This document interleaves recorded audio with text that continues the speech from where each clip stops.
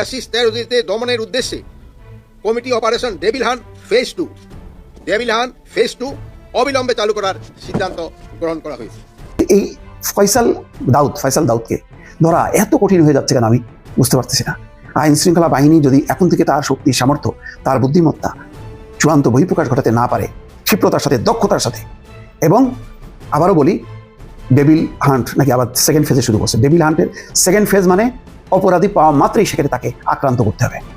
আমাদের কড়া ভাষায় ভারতকে বলে দিতে হবে, আপনাদের এগুলো আমরা সহ্য করবো না। এটা আমরা বলতে পারতেছি না, এটা 17 বছর বলা তো হয়নি, তবে এখন যথেষ্ট পরিমাণ বলা হচ্ছে, তাও মাত্র 10% হবে।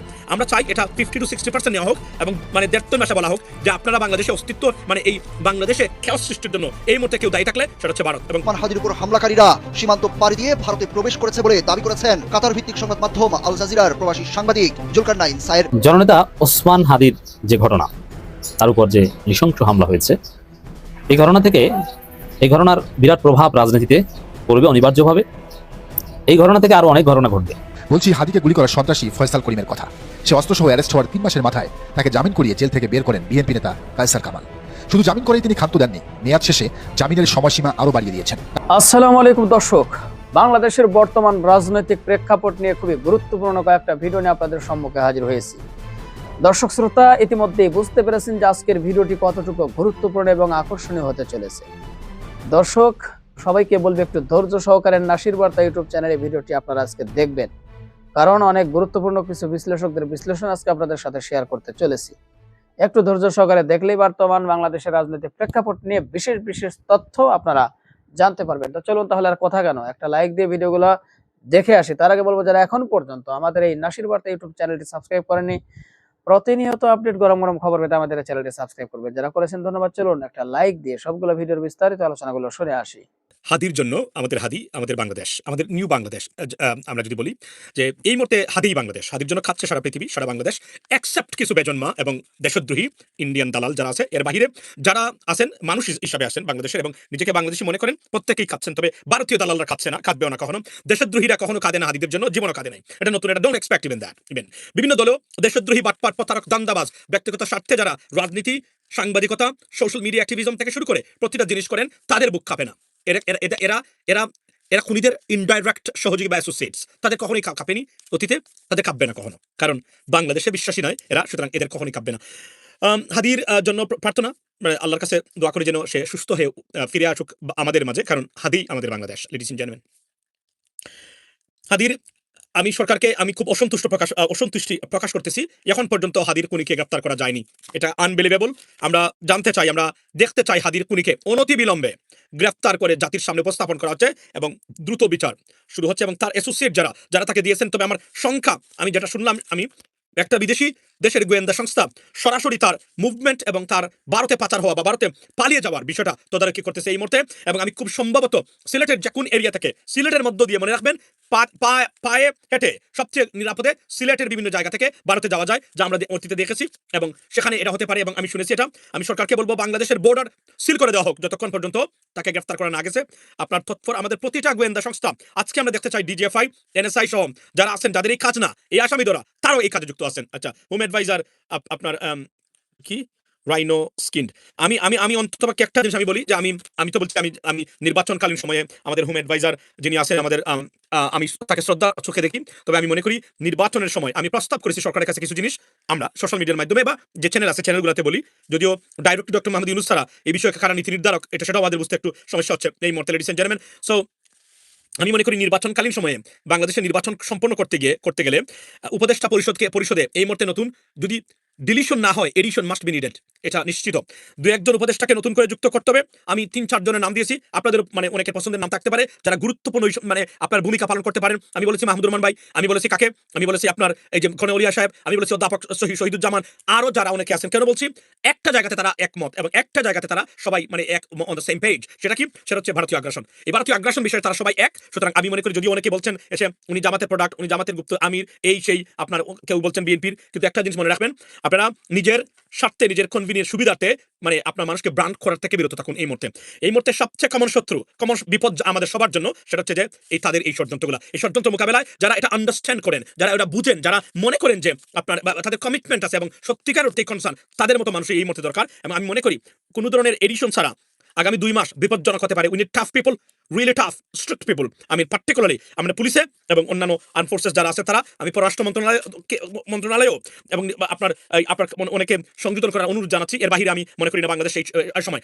কিন্তু সবচেয়ে এখানে এটা হচ্ছে bad news. The good news is, যেটা আমাদের জন্য এবং bad news for Awami League is that হাদিকে গুলি করে, হাদিকে রক্তাক্ত করে, হাদিকে মুমূর্ষ অবস্থায় মানে আইসিইউতে পাঠিয়ে দিলেও মনে করবেন না আওয়ামী লীগ আসবে।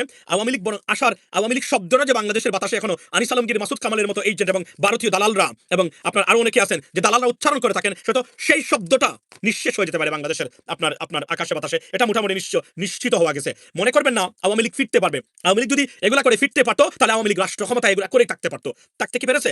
এই সময় এসে হ্যাঁ কিছুটা বয়কে জয় করেছে বলেই আমরা 36 জুলাইয়ে নতুন বাংলাদেশ ফেরত পেয়েছি। আর এই মুহূর্তে অন্ততপক্ষে যারা গর্তে থেকে আন্দোলন করে মানে শেখ হাসিনার মতো শাসককে সরিয়েছে, তারা এই মুহূর্তে যাদের অস্তিত্ব নাই বাংলাদেশে, তারা একজন হাদিকে আপনার রক্তাক্ত করে ইন্টেনসিভ কেয়ারে বা আইসিইউতে পাঠিয়ে দিলেই মনে করবেন না তাদের উপস্থিতি বাংলাদেশে ঘটবে, বরং আরো বিপদ তাদের ডেকে আনছে।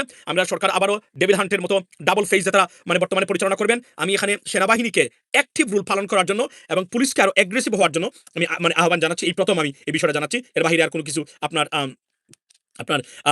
আমাদের প্রয়োজন নাই। সো এখন কিছু কথা বলি যে আপনার হাদির যে আপনার ছাত্রলীগের যে গুন্ডা বা সন্ত্রাসী যে খুনি মানে সে তো খুনি, সে তো অনেক মানুষকে খুন করেছে হাদির ব্যাপারে। যদিও হাদি এখনো আমাদের মাঝে আছেন, আমি বিশ্বাস করি আল্লাহর রহমতে উনি ফিরে আসবেন এবং উনি যেন ফিরে আসে, কারণ হাদিবিহীন বাংলাদেশ সত্যিকার অর্থেই কষ্টের, কারণ হাদিরাই আগামীর বাংলাদেশ। আমি রাজনৈতিক বলয় বা রাজনৈতিক মানে যে এস্টাবলিশমেন্ট, সেটাকে আমি আগামীর বাংলাদেশ বা আপনার সন্তানের আগামীর বাংলাদেশী মানে বাংলাদেশের অস্তিত্ব মনে করতে পারতেছি না। I am sorry, I do apologise in advance. আমি এটা মনে করি না কখনো। আমি মনে করি যে আজকের এই যে হাদিকে যে আজকের এই সময় এসে তারা এই কাজটা করেছে, এটার একটা দুটো সাইড আছে। একটা হলো মানে তারা কতটা ডেসপারেট, অর্থাৎ অস্তিত্বহীনতায় ভুগছে তারা, সেটা তারা প্রমাণ করেছে হাদির উপর আক্রমণ করে। মনে রাখবেন, এর মানে না যে তারা শক্তিশালী, এর মানে দ্যাট ডেসপারেট, ভেরি ডেসপারেট বই দেখাতে চায় তারা।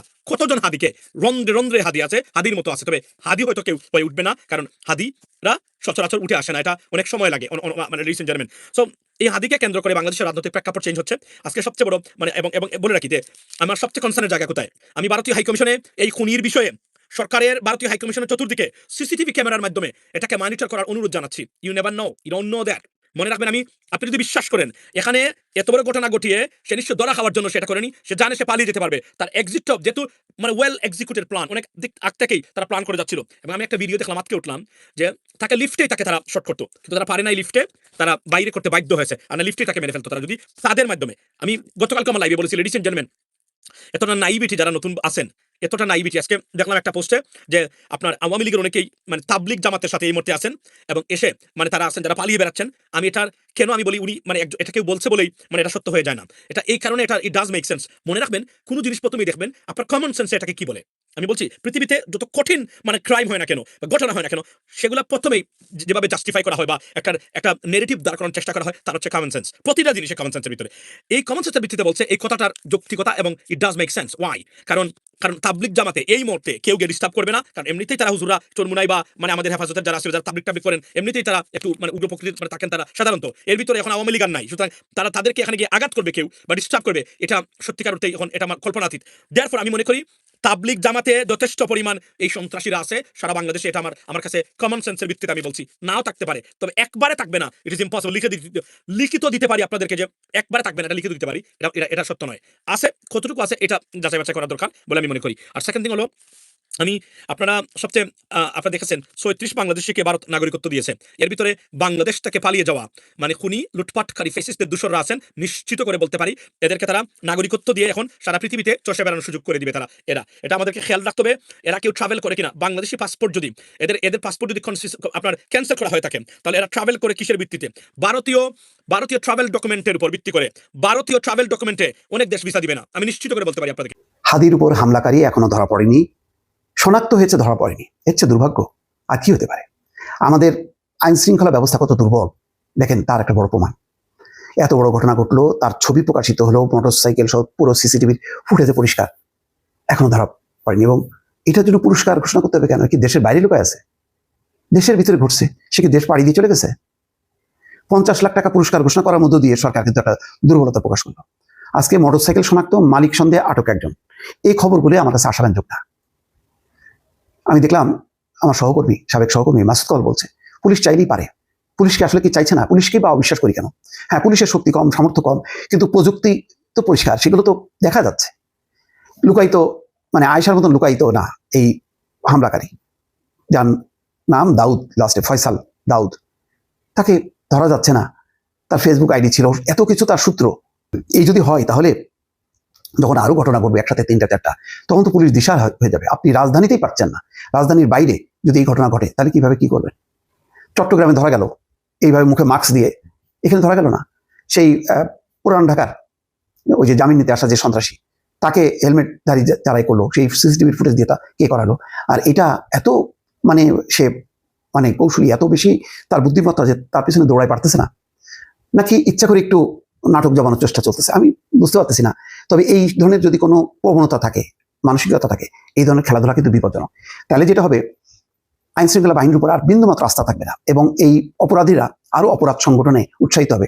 তারা মনে করবে যে বাহ, তাই তো, এরকম অপরাধ ঘটায় তো তাহলে নিজেকে আড়াল করা যায়। আমি একটা তুলনা দিই, এই যে মোহাম্মদপুরে আয়েশাকে পাওয়া গেল, যেভাবে সে মুখটুক ঢেকে ঢেকে, তার ঠিকানা পরিচয় মোবাইল কিচ্ছু নাই, সেই মেয়েটাকে যদি ধরা যায় মোহাম্মদপুরে যে মামের হত্যাকারী হিসেবে অভিযুক্ত প্রধান, এই ফয়সাল দাউদকে ধরা এত কঠিন হয়ে যাচ্ছে কেন আমি বুঝতে পারতেছি না। আইন শৃঙ্খলা বাহিনী যদি এখন থেকে তার শক্তি, সামর্থ্য, তার বুদ্ধিমত্তা চূড়ান্ত বহিঃপ্রকাশ ঘটাতে না পারে, ক্ষিপ্রতার সাথে, দক্ষতার সাথে, এবং আবারও বলি, ডেভিল হান্ট নাকি আবার সেকেন্ড ফেজে শুরু করছে। ডেভিল হান্টের সেকেন্ড ফেজ মানে অপরাধী পাওয়া মাত্রই সেখানে তাকে আক্রান্ত করতে হবে, তাকে এই পৃথিবী থেকে বিদায় করতে হবে। এই ধরনের যদি মানসিক শক্তি নিয়ে আইন শৃঙ্খলা বাহিনী মাঠে না নামে, এই নির্বাচনটা করতে পারবে না, অন্তত পুলিশের পক্ষে সম্ভব না। দর্শক শ্রোতা, ইতিমধ্যে যারা ভিডিওটি দেখলেন, আশা করি অনেক কিছু জানতে পেরেছেন বা বুঝতে পেরেছেন। অবশ্যই আপনাদের মূল্যবান মতামত জানাবেন। আর হ্যাঁ, নাসির বার্তা ইউটিউব চ্যানেলের আমাদের নতুন চ্যানেল, আপনারা হয়তো অনেকে অবগত আছেন। তো সবাইকে বলবো আপনারা এই নাসির বার্তা ইউটিউব চ্যানেলে সাবস্ক্রাইব করে আমাদের সাথে থাকবেন। তাহলে কেবল বাংলাদেশের বর্তমান রাজনৈতিক প্রেক্ষাপট নিয়ে সবসময় আপডেট নিউজগুলো আপনারা এই চ্যানেল থেকে পাবেন। আর যারা ইতিমধ্যে ভালোবাসা দিয়ে সাবস্ক্রাইব করেছেন তাদেরকে ধন্যবাদ জানিয়ে আজকের মতো বিদায় নিচ্ছি। ভালো থাকবেন, পরবর্তী নিউজে হাজির হব। আল্লাহ হাফেজ।